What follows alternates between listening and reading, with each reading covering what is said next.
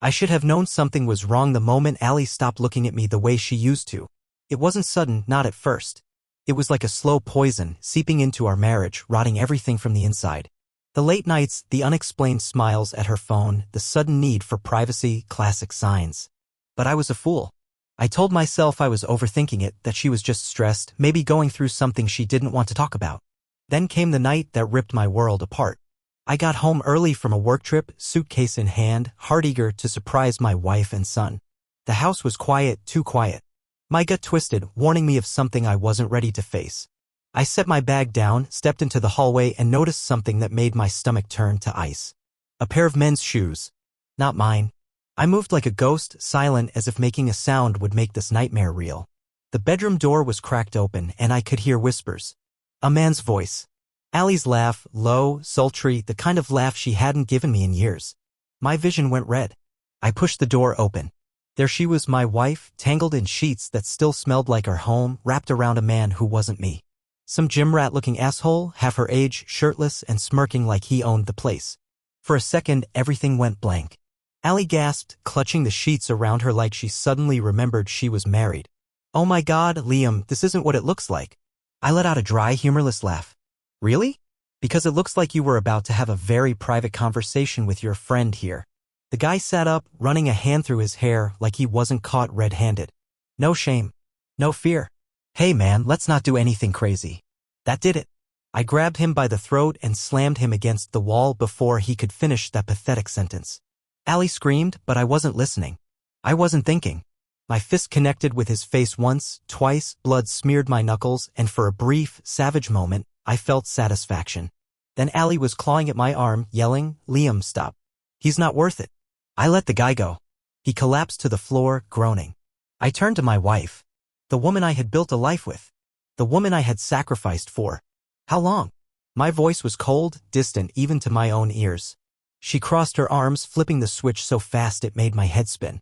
The guilt in her eyes vanished, replaced by irritation as if I was the one ruining her night. Does it matter? I took a slow step toward her, searching for the woman I once knew. Yes. It matters.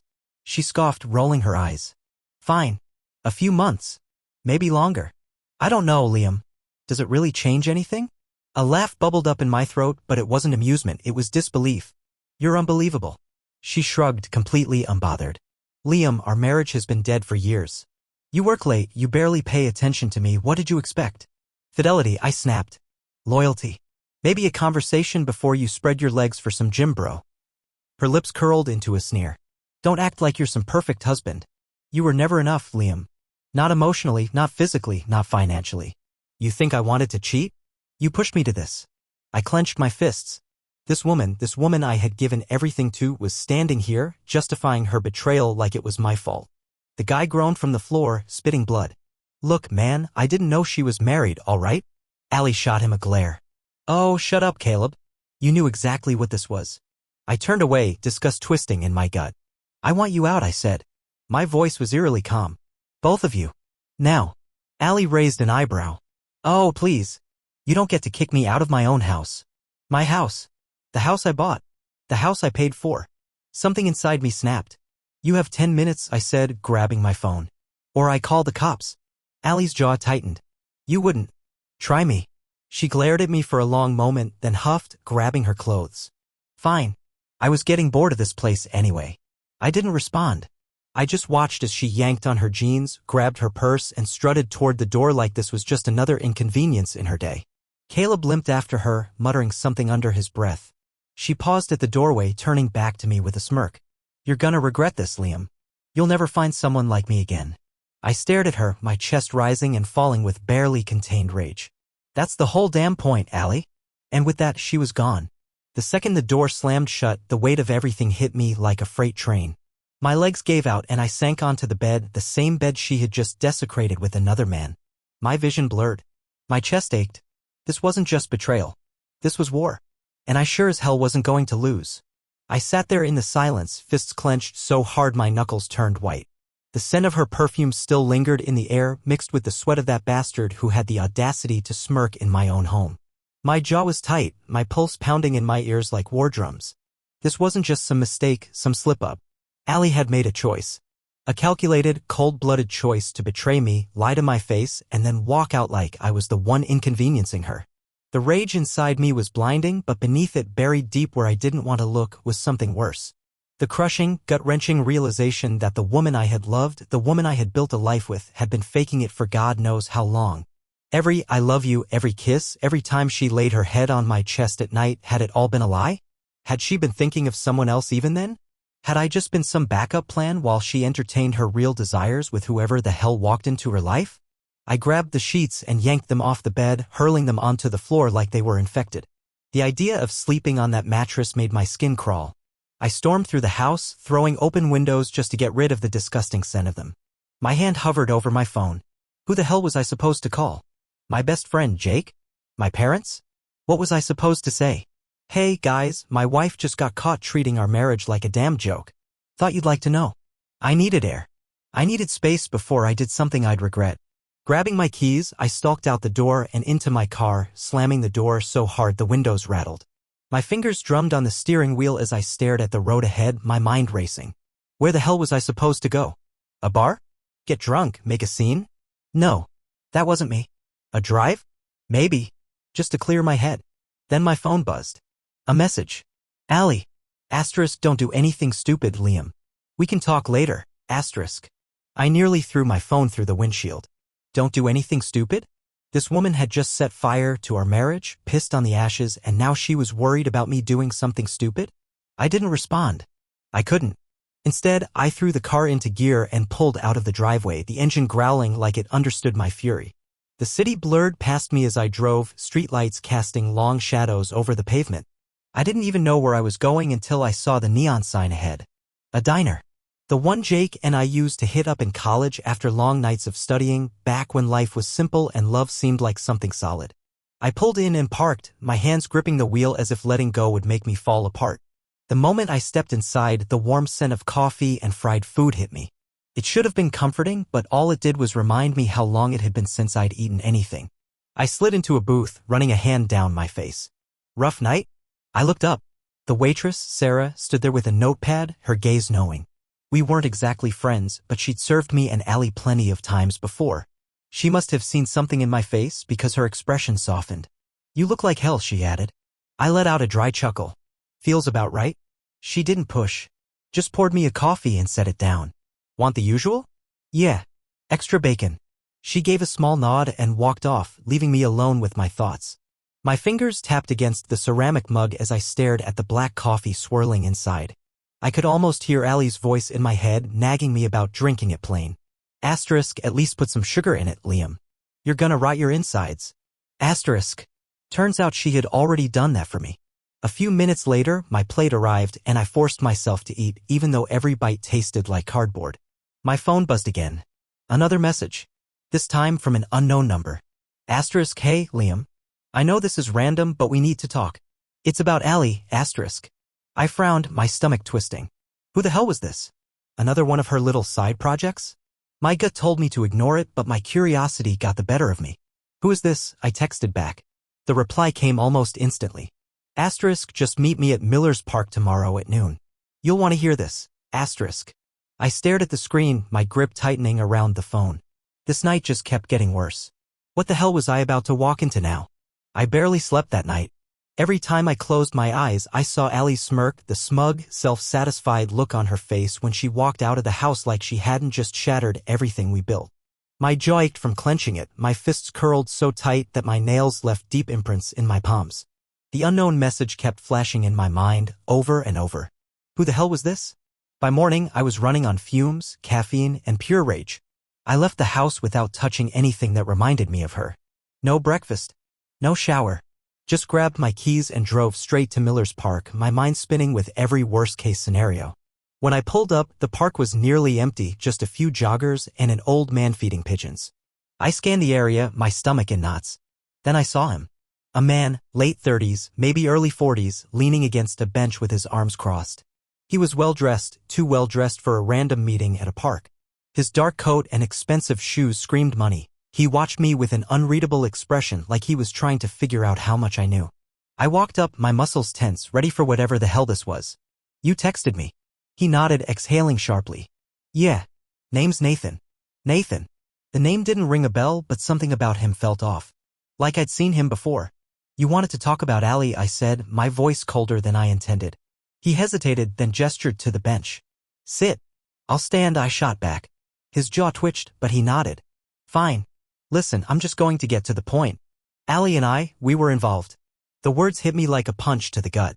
Even though I already knew, hearing it from his mouth sent a fresh wave of fury through me. My fists clenched, but I forced myself to stay still. I figured, I said, my voice flat. You the only one? Nathan shifted, avoiding my gaze. That hesitation told me everything I needed to know. I let out a bitter laugh. Jesus. How many? He sighed, rubbing a hand down his face. At least 2 others. That I know of. The world blurred for a second. The blood in my veins felt like fire. My hands shook and I shoved them in my pockets to stop myself from doing something stupid. Nathan sighed again, this time more frustrated. Look, I'm not telling you this to rub it in. I didn't even know she was married until recently. She told me she was single. That you two were separated. I scoffed. And you believed that? His eyes darkened. I did. Until your son told me otherwise. Everything stopped. The ground beneath me felt like it shifted. My heartbeat pounded in my ears. What? Nathan exhaled, glancing around like he didn't want to be overheard. 2 weeks ago, I was with her at a hotel. Your son called. She didn't answer. So I did. My stomach twisted violently. My hands curled into fists again, and this time I didn't stop myself. I grabbed Nathan by the collar and yanked him forward. His eyes widened, but he didn't fight back. You talked to my son? My voice was dangerously low. He just asked for his mom. I didn't know what the hell was going on until then, he said quickly. When I confronted her, she laughed. Said it was none of my business. That's when I started looking into things. I found out about you. The other guys. I ended things that night. I released him, shoving him back roughly. He adjusted his coat but didn't retaliate. Smart. She used you, I said, more to myself than him. He nodded. Yeah. And I figured if she could lie that easily to me, she could do worse to you. I wiped a hand down my face, breathing heavily. My son had unknowingly exposed her. And she had laughed about it. Nathan reached into his pocket and pulled out an envelope. I don't know if you'll want this, but I hired a PI after that night, just to see if she was lying about everything. Turns out she was. I took the envelope with shaky hands. Inside were photos, dozens of them. Allie with different men, different places. Hotels. Restaurants. Even my own damn house when I wasn't home. I felt sick. She doesn't love you, man, Nathan said quietly. She doesn't love anybody but herself. I didn't respond. I couldn't. Nathan sighed and stepped back. I'm sorry. For what it's worth. I didn't watch him leave. My eyes were locked on the photos, on the undeniable proof of just how deep her betrayal ran. And for the first time since this nightmare started, I knew exactly what I had to do. I sat in my car gripping the steering wheel so hard my knuckles turned white. The photos lay on the passenger seat, each one a fresh stab to the gut. Allie. Different men. Different nights. Different lies. My house. My bed. The betrayal was so deep it felt like it was suffocating me. My son had unknowingly uncovered this mess and she hadn't even cared. She had laughed. I started the engine but I didn't drive home. Home didn't feel like home anymore. Not with her stinking up the place with her lies. Instead, I drove to my lawyer's office. I hadn't planned on moving this quickly, but after what Nathan had just handed me, there was no reason to wait. James Carter had been my lawyer for years, handling minor business affairs, but when I walked into his office unannounced, he took one look at me and knew this wasn't about business. Jesus, Nick, he muttered, closing the file he had been reviewing. What happened? I dropped the envelope onto his desk without a word. He frowned, opened it, and as he flipped through the photos, his face turned grim. Divorce, I said finally, my voice rough. James nodded slowly. Yeah. I figured. She's not taking a damn thing from me, I growled. Not the house. Not my money. And sure as hell not my son. He sighed, leaning back in his chair. Nick, I get it. Believe me, I do. But you need to be smart about this. Allie's the kind of woman who won't go down easy. She'll fight dirty. I laughed bitterly. She already has. He nodded, flipping through the photos again. This is good. Solid evidence. It's one thing to suspect infidelity, another to have proof. But let me be honest with you, courts don't care as much about cheating as they used to. The real fight is going to be over your son. The mention of my son sent a fresh wave of fury through me. She doesn't deserve him. She sure as hell doesn't deserve to be a mother. James tapped his fingers on the desk, thinking. We'll push for full custody. If we can prove she's unfit. She is unfit. I slammed my fist on the desk, my control slipping. She's been dragging random men in and out of my house while our son is there. She ignored his calls because she was too busy screwing some other guy. And she laughed about it, James. She laughed. James exhaled. All right, we build our case. But I'm telling you now, she's going to fight back. She'll twist things, try to make herself the victim. Women like her always do. That much I already knew. Allie was a master manipulator. But this time I was ready. James made copies of the photos, took notes, and by the time I left his office, I had a plan. A real plan. No more waiting. No more hoping she'd change. No more playing the fool. I drove home, my mind laser-focused on my next move. I needed to talk to my son. I needed him to know that whatever was coming, I wasn't going anywhere. When I pulled into the driveway, I saw Allie's car parked outside. Rage surged through me, but I forced myself to stay calm. Not here. Not now. I walked inside and found her in the kitchen, sipping a glass of wine like she didn't have a care in the world. You're home early, she said casually, barely looking up. I stared at her, wondering how I had ever loved this woman. How I had ever trusted her. We need to talk. She sighed dramatically and set her glass down. Oh God, Nick, if this is another one of your little emotional outbursts. I threw the photos onto the counter. Her eyes flicked down, and for the first time, her expression changed. She stiffened. Where did you get these? You recognize them, I said coldly. Her jaw clenched. This doesn't mean anything. I let out a sharp laugh. Doesn't mean anything? You're in her house. With other men. It means everything. She crossed her arms, her face shifting into the smug, defensive expression I hated. So what? You gonna cry about it? You gonna whine about how I ruined your perfect little life? I stepped closer, my voice dangerously low. You destroyed our family, Allie. She rolled her eyes. Oh, please. Spare me the dramatics. You don't even care, do you? I shook my head in disbelief. You don't feel a damn thing. Her lips curled into a smirk. No, Nick. I don't. And you know what? I never did. That hit like a bullet to the chest. But I refused to let her see it. I exhaled slowly, steadying myself. You're not getting away with this. She laughed. Oh, sweetheart, I already have. She turned to leave, but I stepped in her path. You're not taking my son. That wiped the smirk off her face. Her eyes narrowed. Excuse me. You heard me, I said. I'm filing for full custody. And I have more than enough proof to make sure you never see him again. Her nostrils flared. You wouldn't. I leaned in, my voice a whisper of pure venom. Try me. For the first time, she looked uncertain. Then, just as quickly, her mask slipped back on. She scoffed, brushing past me. You'll regret this, Nick. But I didn't. Not for a second. As she slammed the door behind her, I knew one thing for sure, this war was just beginning. And I wasn't going to lose. I sat in the dimly lit living room, staring at the front door long after Allie had slammed it shut behind her. My pulse was still pounding, my hands clenched so tightly that my nails dug into my palms. The audacity. The sheer shamelessness of that woman. Not a hint of remorse, not a flicker of guilt in her eyes. Just arrogance, like she was untouchable. Like I was the one who had wronged her. I needed air. I needed a plan. I grabbed my phone and called Nathan. Hey, Dad. His voice was hesitant, unsure. He had sensed the tension earlier. We need to talk, son. In person. A long pause. Then okay. I'll be there in 15. I hung up and took a deep breath, trying to gather my thoughts. When Nathan arrived, he looked wary. I motioned for him to sit across from me, and for a moment, neither of us spoke. The weight of everything that had happened in the past few hours pressed down on me. I know you saw the messages, Nathan, I finally said. And I know you saw the photos. His jaw tensed. Yeah. I leaned forward. I need to know everything you found. How long this has been going on? Any details? He sighed, rubbing the back of his neck. I don't know exactly how long, but a while. The messages I found go back at least 6 months. Maybe longer. 6 months. My blood ran cold. I had been sleeping beside that woman, kissing her, living under the same roof while she snuck around like a goddamn criminal for at least half a year. There were a lot of guys, Nathan continued. Not just one or two. And some of the messages, he hesitated, then looked away. They weren't just about meeting up. She talked about you, Dad. Trashing you. Making fun of you. That cut deeper than anything else. I could handle the betrayal. I could handle the lies. But to find out she had been ridiculing me, mocking me behind my back with other men? I clenched my fists so hard they shook. Nathan saw it and shifted uncomfortably. Look, Dad. I didn't tell you to hurt you. I just thought you should know the truth. I nodded stiffly. You did the right thing, son. He hesitated. So, what happens now? I met his gaze, my voice firm. I'm filing for divorce.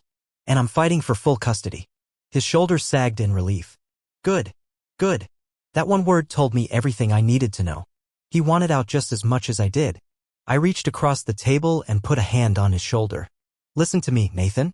No matter what happens, I'm here for you. You're my son. And I swear to you, I will not let her take you away from me. He nodded, but there was something else in his expression. A hesitation. A worry. She's not gonna go down easy, Dad, he muttered. She's already got her claws in deep. And you know how she is. I knew. Oh, I knew. That night, I barely slept. Every time I closed my eyes, I saw her face, that smug smirk, those cold, unfeeling eyes. I saw the texts, the pictures, the betrayal laid bare. I saw the years I had wasted on a woman who had never loved me. Not really. Morning came too soon, and as I stood in the kitchen sipping coffee, my phone rang. James? I filed the paperwork this morning, he said without preamble. She'll be served today. That should have felt like a victory. Instead, I felt nothing. Just empty. Good, I said. She's going to retaliate, James warned. Be ready. I was. Or at least I thought I was. An hour later, I heard the door open. I turned, expecting Nathan. Instead, it was her.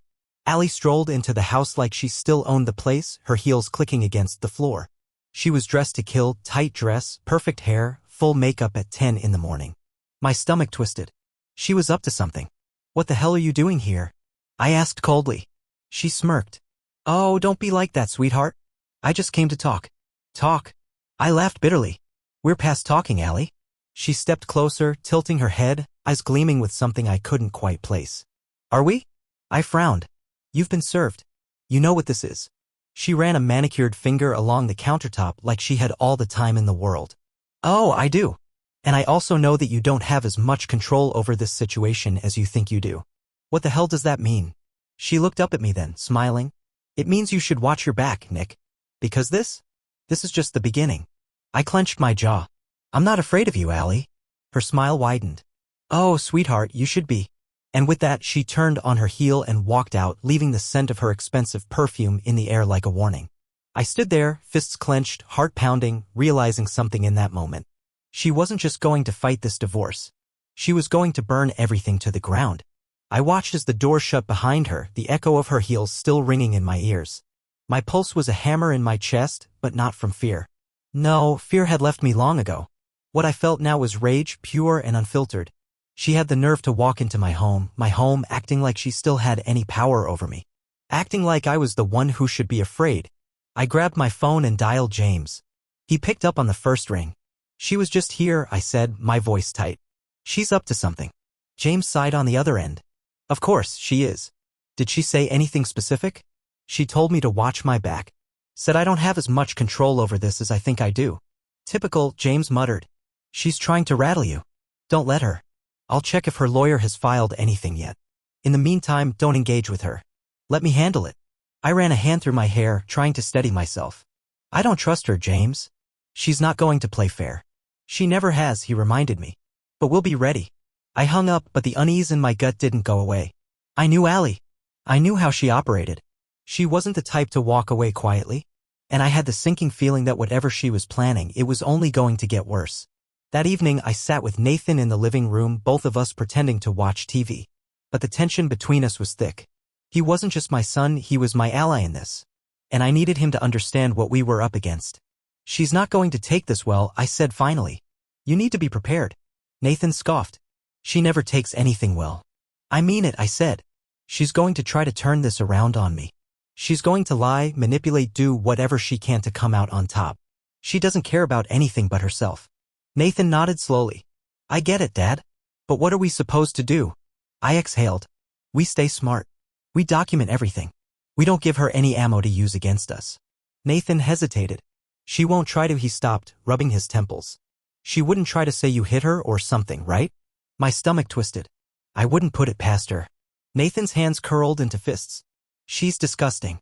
The words were bitter, and I hated that he had to see his mother for what she really was. But the truth was better than the illusion. The next day, I woke up to a message from James. Call me. Now. I called immediately. What's going on? Allie filed a restraining order against you. My breath caught. What? You heard me. She's claiming you've been emotionally and physically abusive. She's saying she's afraid for her safety. A stunned silence stretched between us. Then I barked out a laugh, but there was no humor in it. You have got to be kidding me. I wish I was, James said grimly. She's playing dirty. I gritted my teeth. This is insane. I haven't laid a hand on her. Ever. I know that, James said. But it's not about truth. It's about strategy. She's trying to make you look dangerous so she can get leverage in court. My fists clenched. What does this mean? Can she keep me from my own house? James hesitated. It depends on the judge. We'll fight it, but in the meantime, you need to be very careful. If she pushes you, if she baits you, do not react. She wants you to snap. Don't give her the satisfaction. My blood was boiling, but I forced myself to breathe. Fine, I said. We fight this. But deep down, I knew this was only the beginning. Allie wasn't just trying to ruin our marriage. She was trying to ruin me. I sat in my car outside James' office, gripping the steering wheel so hard my knuckles turned white. A restraining order? That lying, manipulative snake. She was pushing this beyond anything I had expected. She wasn't just trying to protect herself, she was setting the stage to destroy me. The worst part? I knew exactly how this would look to the court. A man accused of being a threat to his wife, regardless of whether it was true or not. The moment that paper was filed, I became guilty in the eyes of the system. James greeted me with a tight nod when I stormed into his office. His desk was already cluttered with paperwork, folders open, phone buzzing. He gestured for me to sit, but I was too wired for that. We're filing a motion to contest the restraining order immediately, James said. But you need to stay calm. If you lose it now, it'll only make things worse. She's lying, I snapped. She knows she's lying. I have never touched her. I know that, James said evenly. But Allie is playing the game and she's playing it well. She doesn't need proof, just enough doubt to make you look dangerous. A judge might grant this temporarily while we fight it. I raked a hand through my hair. So, what do I do? Just let her walk all over me. James sighed. For now, we outsmart her. You don't contact her. No calls, no messages. If she sends anything, forward it to me. She's expecting you to lash out, to do something impulsive so she can prove her point. Don't give her that. I exhaled sharply, trying to reel in my anger. And Nathan? She's going to use him, I know it. She might, James admitted. But right now, he's old enough to make his own choices. If she tries to manipulate him, we'll deal with it. I sat down heavily, my mind racing. Nathan was already disgusted with her. But would that stop her from twisting things? Of course not. James leaned forward. I also found something interesting. He tapped a folder. Allie has been making some suspicious financial moves. I frowned. What kind of moves? Wire transfers. Large withdrawals. Looks like she's been preparing for this for a while. My stomach dropped. You think she's hiding money? James gave me a knowing look. I'd bet on it. A slow, bitter laugh escaped me. Of course she is. She's setting up her exit strategy, making sure she walks away with as much as possible. James nodded. But now that we know, we can use it. We'll get a forensic accountant on this, see if we can track down what she's been moving. If she's hiding assets, she won't get away with it. I clenched my jaw. Good. Let's bury her. That evening, I was in the kitchen when Nathan walked in, his face pale. He had his phone in his hand, his grip tight. She just called me, he said, his voice shaking with anger. Told me you're dangerous. That I should stay away from you. I stiffened. And what did you say? I told her she was full of it, Nathan spat. She got mad, started crying, saying she's scared of you. Dad, what is she doing? I swallowed back my rage. She's trying to turn you against me, Nathan. She wants to make me look like the villain so she can win in court. Nathan's jaw tensed. That's not going to happen. I see her for who she really is.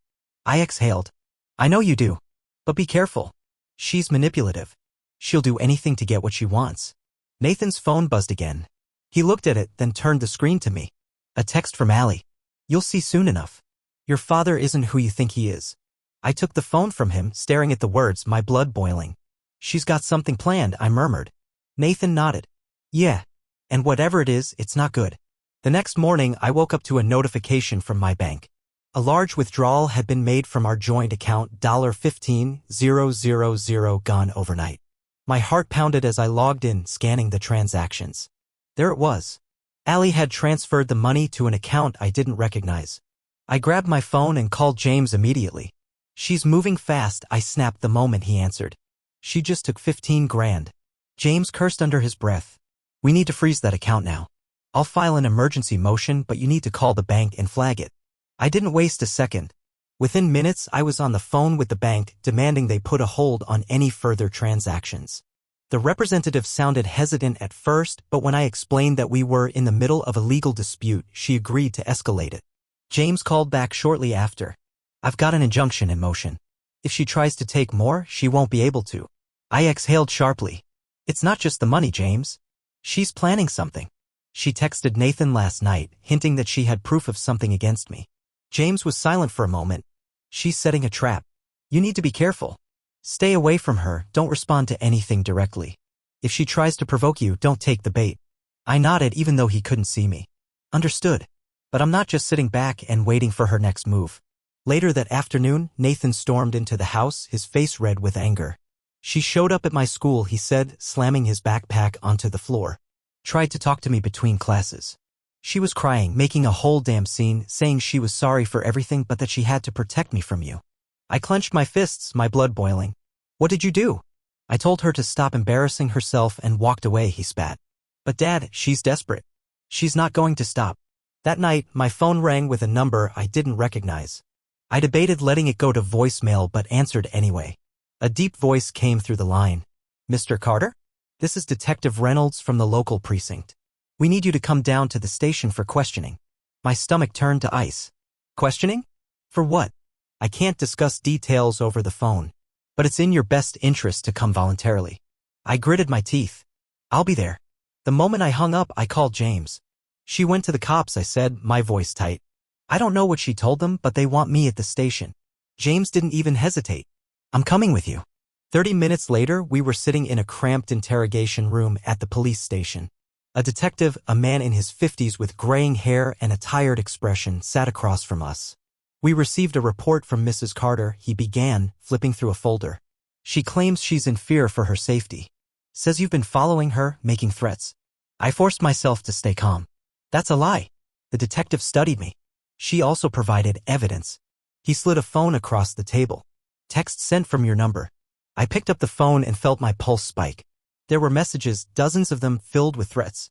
Horrible, violent things. Things I would never say. This isn't me, I said, my voice firm. I didn't send these. The detective didn't look convinced. James leaned forward. Detective, this is clearly fabricated. We can subpoena phone records to prove these texts didn't originate from my client's device. The detective exhaled. That may be, but for now we have to take this seriously. Given the restraining order and now these messages, he hesitated. We have to consider this a credible threat. James' expression darkened. Are you arresting my client? No, the detective said, but we are advising him to stay away from Mrs. Carter entirely. If she provides more evidence or if another incident occurs, we may have to take further action. I clenched my jaw. She was trying to build a case against me brick by brick. I wasn't just fighting for custody or money anymore, she was trying to ruin my life. When we walked out of the station, James turned to me. We're getting ahead of this. I want a forensic tech to analyze your phone, prove those texts were fabricated. And we need to dig deeper into her finances. If she's willing to fake threats, she's got more skeletons hiding. I nodded. She wants a war? She's got one.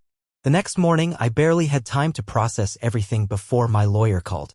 She's playing dirty, Carter, James said, his tone sharp. I had my guy look into the transaction she made with the 15 grand. It went to an account under the name Eric Sullivan. Ring any bells?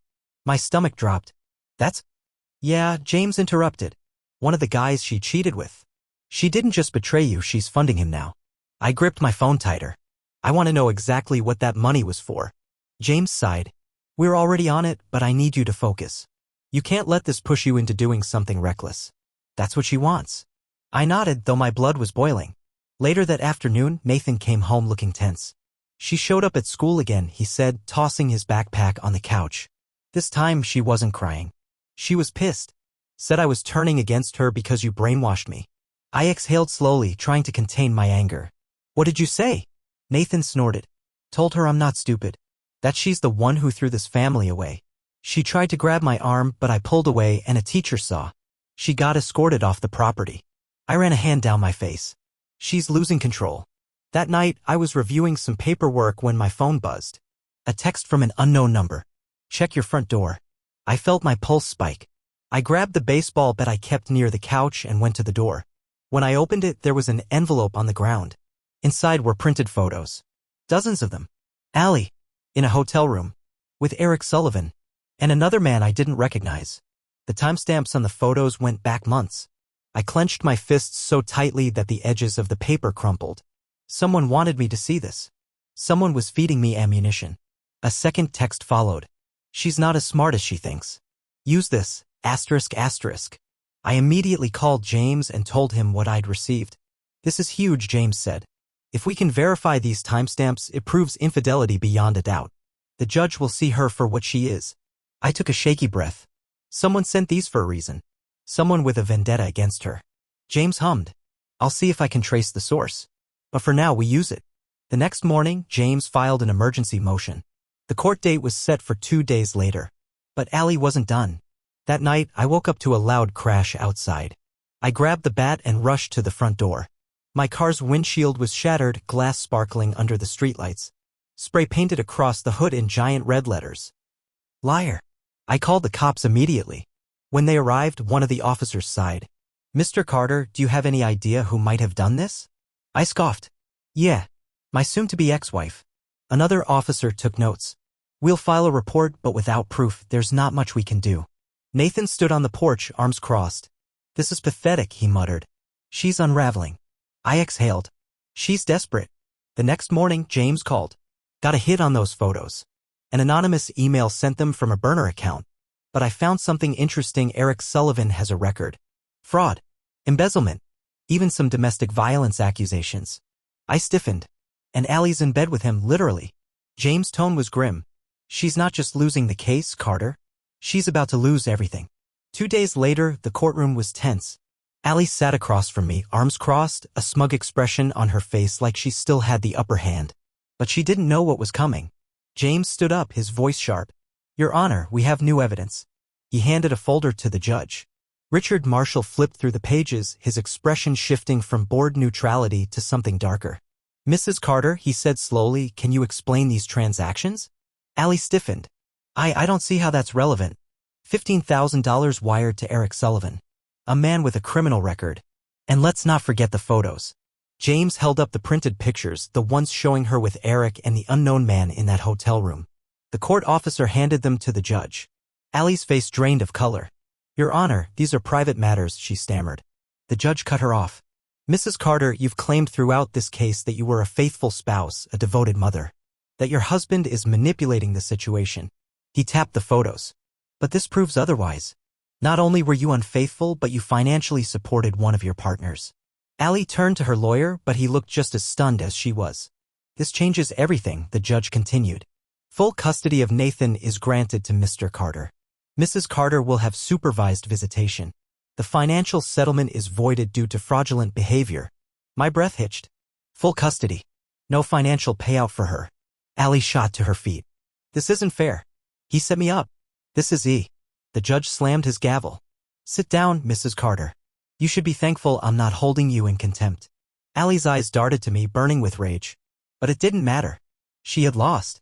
As we left the courtroom, Nathan walked beside me, his head held high. She thought she could get away with it, he said. Guess karma's real. I exhaled, feeling the weight of months of betrayal finally lift. She made her choices, I said. And now she has to live with them. As we stepped outside into the fresh air, for the first time in a long time, I felt free.